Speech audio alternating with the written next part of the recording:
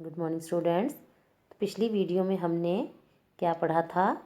पिछली वीडियो में हमने वचन के बारे में पढ़ा था।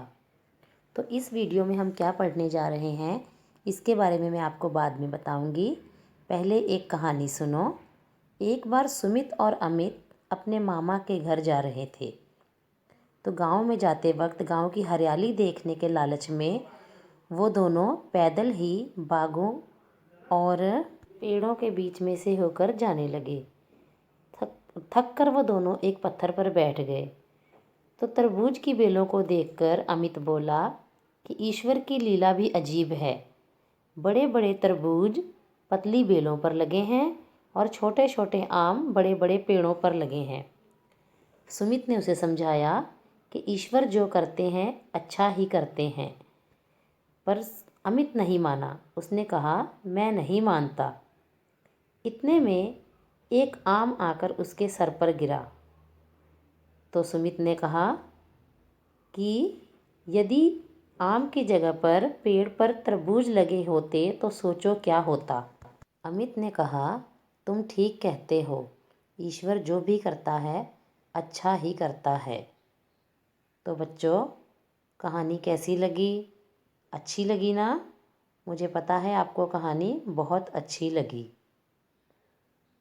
तो बच्चों, इस कहानी में कुछ ऐसे शब्द आए हैं जो हैं के, की, में, ने, से आदि। इस सभी वाक्यों में सुमित, अमित, गांव, बाग, ईश्वर आदि संज्ञा शब्दों का आपस में संबंध जोड़ रहे हैं। तो बच्चों, संज्ञा तथा सर्वनाम के साथ इन शब्दों के संबंध को ही कारक कहते हैं। तो आज हमने कारक के विषय में पढ़ना है। हम आज विस्तार से पढ़ेंगे कारक किसे कहते हैं, कारक के कितने भेद होते हैं तथा उसके उदाहरण कौन कौन से हैं। तो सबसे पहले हम पढ़ेंगे कारक की परिभाषा।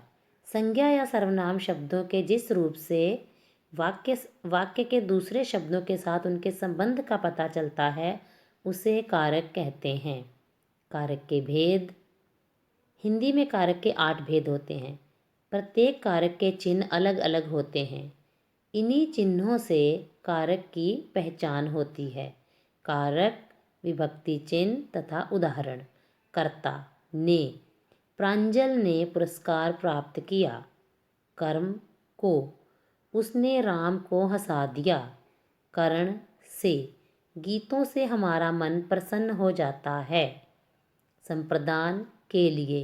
यह फल हम आपके लिए लाए हैं। अपादान, से।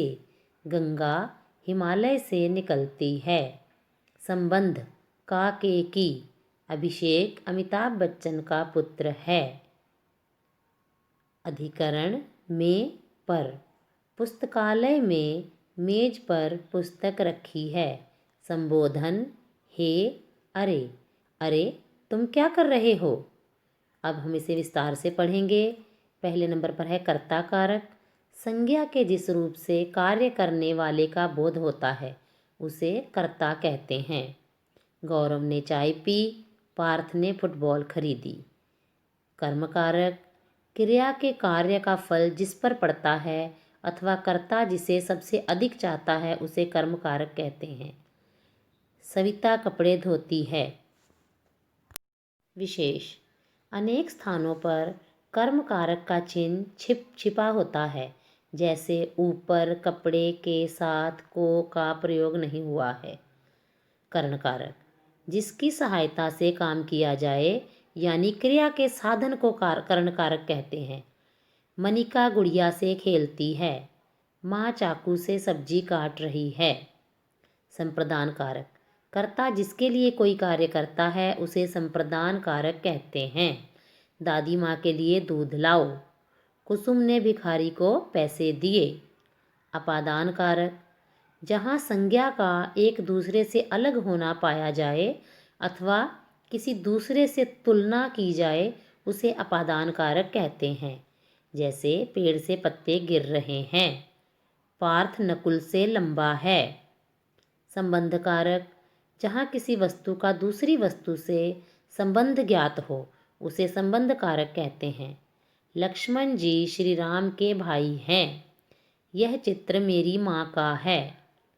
अधिकरण कारक क्रिया के होने के आधार को अधिकरण कारक कहते हैं। जैसे प्लेट में चॉकलेट रखी है, यश कुर्सी पर बैठा है।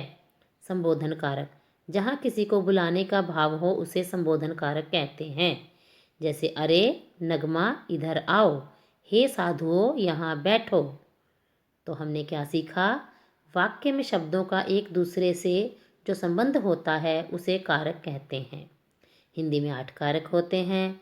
कर्ता कारक, कर्म कारक, करण कारक, संप्रदान कारक, अपादान कारक, संबंध कारक, अधिकरण कारक और संबोधन कारक।